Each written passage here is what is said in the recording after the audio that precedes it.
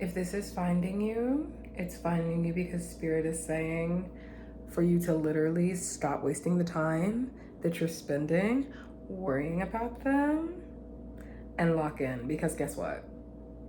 They always come back. They always come back. Don't they always come back?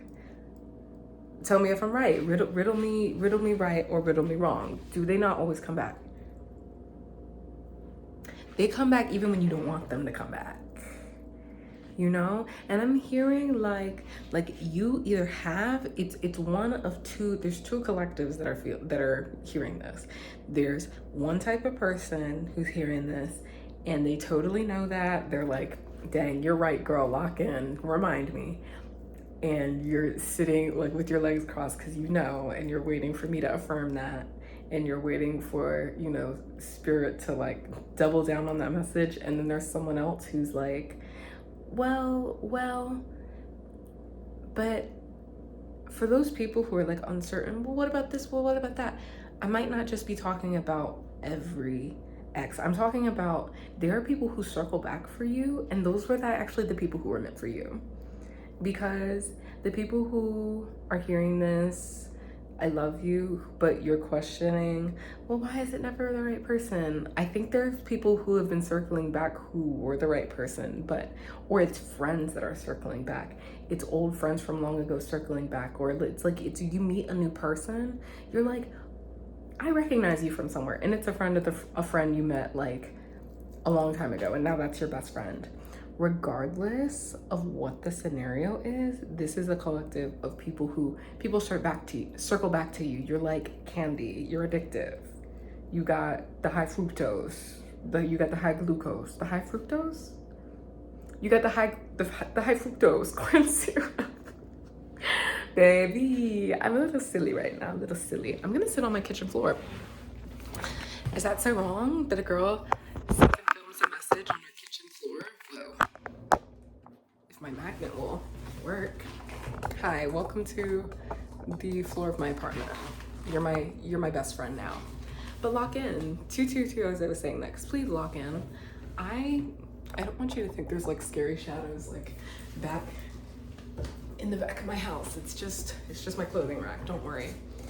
With this message, I'm really just called to reassure you that you don't have to spend that time and energy with yearning. You have the magic sauce that the people want. You got the magic sauce that they want. Every time, you might as well, I'm not saying that you can't go through your grieving process if someone has left you. I'm hearing maybe a semi-fresh breakup, or just these feelings that are coming back up that you didn't know were gonna come back up, or you lost a friend, there's someone mourning. Even if you're literally mourning someone who has passed on, and I have a friend who she was much older. She found a soulmate. They were so sweet. The last time, for those who don't know, I'm a jazz singer. I perform, and these were music friends. And the last gig that he did, I saw them, me and my partner at the time saw them on Valentine's Day playing together. And that's the type of soul connection. But let me tell you, when that type of person leaves you, and I understand the hurt of that, we lost him to cancer. We thought he was getting better. We really did. But I'm hearing that when that soul connection leaves, you always still refine them in your life. I was hearing someone the other day talk about, she was reading from a book. I'll link it below or comment it if you want to know what book that is, and I'll reply with what this book was. But the lady was talking about how it was like, how do you move on from something? How do you move on? Right? And what this lady said and read from this book was that you never move on until you're dead. You never move on from anything until you have passed on.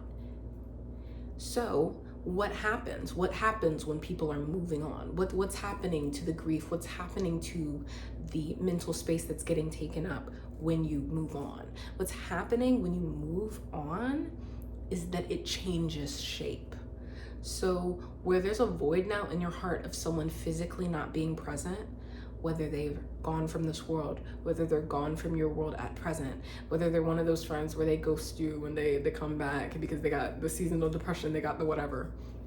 if there's someone who, it's a relationship, you're taking a break, I'm hearing, or it feels like a breakup and maybe it's just a break, because what Spirit is telling me is that whether this person is completely gone from you or whether it's just for a season, they always return back in a different way.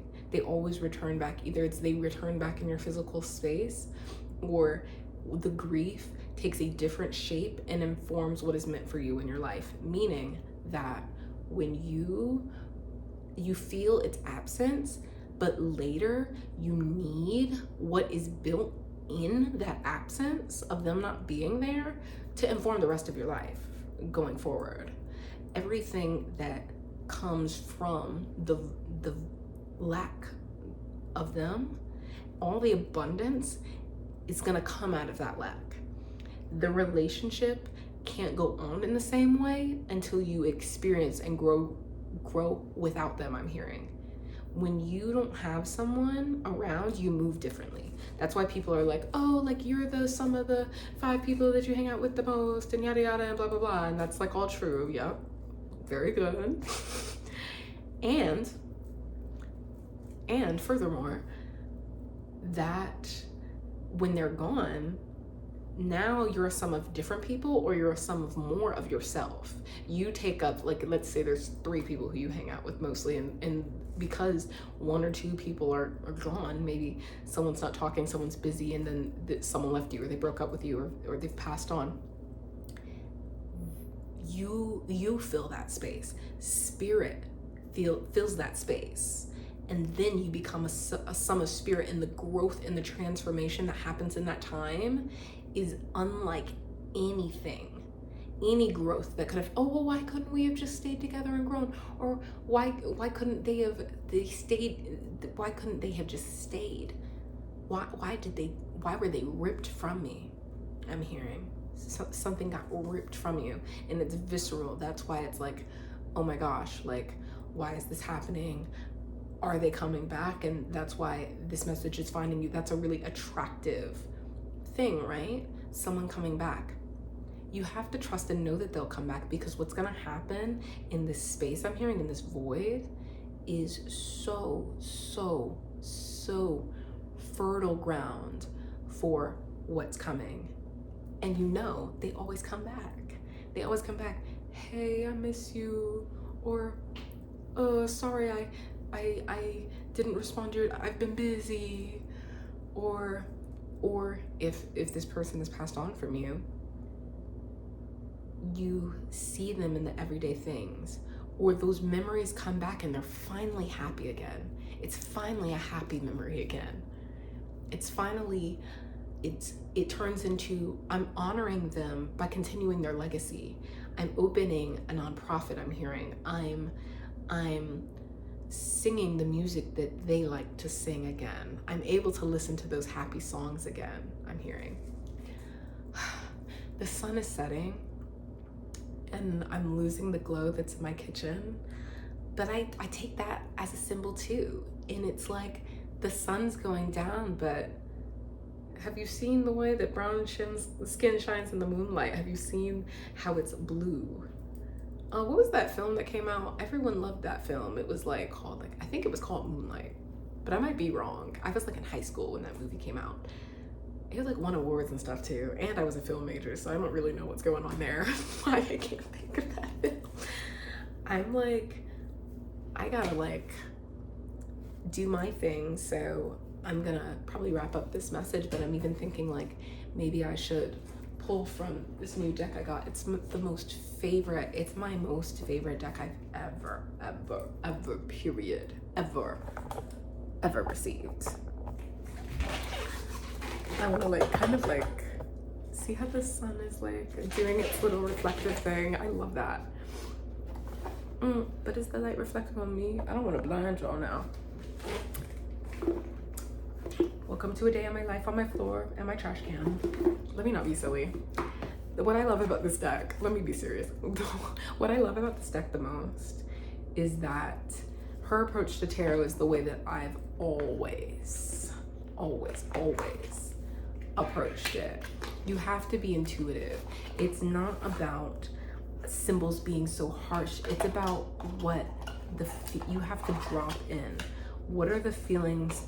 What are the questions that I want to ask? How intuitively am I wanting to, sorry, low battery.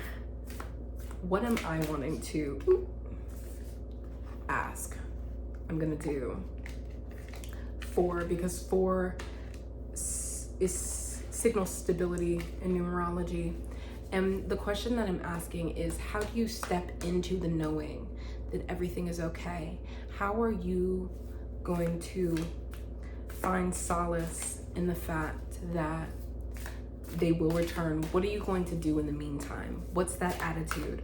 What's that inner confidence gonna look like for you?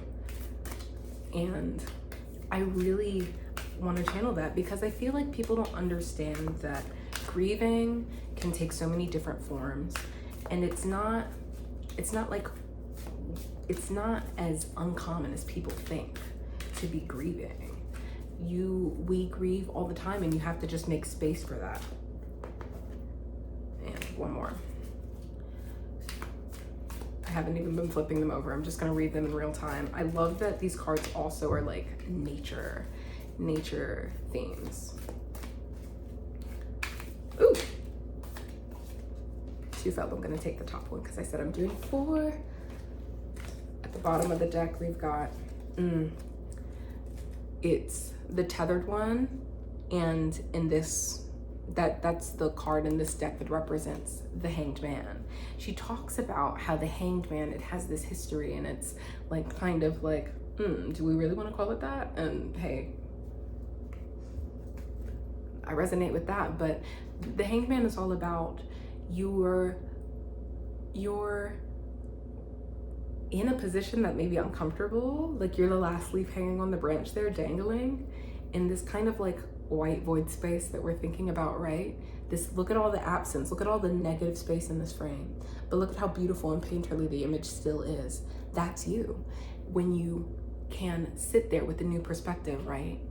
So, wow, I love that energy. So we have the Hanged Man. We're finding this new perspective that we can sit in. Like when I'm saying that when you are in someone's absence, you may feel like it's a negative thing, like, oh, I'm being hanged, I'm being punished. No, babe, it's kind of a thing where it's not about punishment, it's about being flipped on your head into a new perspective. You're dangling there, seeing things in a whole new light, and that's what Spirit wants. So I'm gonna flip over this first card. I'm just gonna go one at a time. Ace of Pentacles. So you're starting, look at this little sproutlet. That's you, isn't that kind of cute? You are a seed to be planted. You're thinking about what are the material, what's in my world? What are the things that I can take on when I'm going after the things that I want, when I'm manifesting the things that I want? You're right here at the beginning, because when you have that new perspective, you're right there. And look at all the negative space in this photo, and look at how the roots are ready to be planted in the ground where it belongs, in its new environment. That's you as I'm hearing. And look, hey, now it's the Two of Pentacles. You can trust that there will be growth. You can trust that there will be growth. Look at this beautiful, beautiful infinity sign. And look at that sunset. That's literally what's happening out there. I gotta get out there in a second, but this beautiful pink infinity sign says this goes on forever. But there's balance with twos. There's balance. It can be Two of Pentacles. It's almost like a partnership. And the thing about this image that I love, they're connected by this infinity sign, because do you know how the plants, they communicate with each other, their roots? You know how the trees, they're communicating with each other underground. Look it up. Don't question my expertise, just look it up. I've read. Trust that you're not alone. You're growing, and once you start to grow, look at this beautiful sequence. Now, if it's Three of Pentacles, I'm gonna lose my mind, but I doubt it, because I be shuffling, girl. An upside down King of Cups. Now, what does this mean? When we have an upside down King of Cups, look at how I love how there's not really, I don't think there's a single human figure in this entire deck. And I love that because it doesn't make you project on to like, what does the king represent? And like, oh, is it my king? Oh no, the king of cups is upside down. What does that mean? It means my king's not coming back. Babe, please chill. You have to pour into yourself. If there's a lack of stability that you're in along this journey, because you can be Ace of Pentacles, Two of Pentacles, and it seems like you're growing. You're like, oh, I'm back in the environment, but you're always gonna have those days where it feels like you're pouring out. Look at how this well looks like it's pouring out. You get poured into and other people pour into you. But it starts with you. Being grounded starts with the light comes in and you're the cup, you're the king, you're that grounded masculine energy, because we all have masculine and feminine energy. You're pouring into your own well and the light comes in seemingly from nowhere, but it comes in, babe. It comes in. Okay, lock in, because I trust in you and I believe in you. And then we have Nine of Swords in reverse. Now, Nine of Swords in reverse, babe. Nine of Swords is the nightmare card. Look at all these scary eyeballs. And then you look and it's just a little owl on a tree. But that's not you. See, it's in reverse because these nightmares, these things that are plaguing you, they won't plague you anymore. Look at this sequence. You're growing, and you'll grow with stability. You'll grow maybe with friends, with the other trees nearby. You'll find your people who are growing, right? It'll be a collaborative relationship. There'll be lots of manifesting. There'll be material wealth. You're starting that journey for yourself. What makes you happy on this earth, right? And then once you can flip this, your King of Cups, once you find that masculine energy within yourself that is stable, that is pouring into yourself, and the light finds you, we're flipping it, and the nightmares, they flip. Once you make this shift, we get here where it's very, very obvious that when you shine that light in the dark, it's just an owl. And see, I love that about these cards. Man, if I could just talk to the woman who made this deck. I love the Soul Tarot deck. That's my favorite deck. Don't play with her anyway. And my eye twitched. I'm in such this silly energy just because, like, I want to be the friend that fills that void space for you. Talk to me in the comments. But this is your reading, babe. Flip into this new perspective, babe. That was at the bottom of the deck. You're not tethered. Sounds scary, like that movie Us, or yeah, it was Us. It's not like that, okay? It's not like that for you. This is happiness. This is you stepping into your singularity, stepping into spirit, feeding yourself, getting about your community, using your other resources, being on this journey. And the nightmares go away, girl. The nightmares, they go away. I don't know what else to say to you except be blessed. Mwah.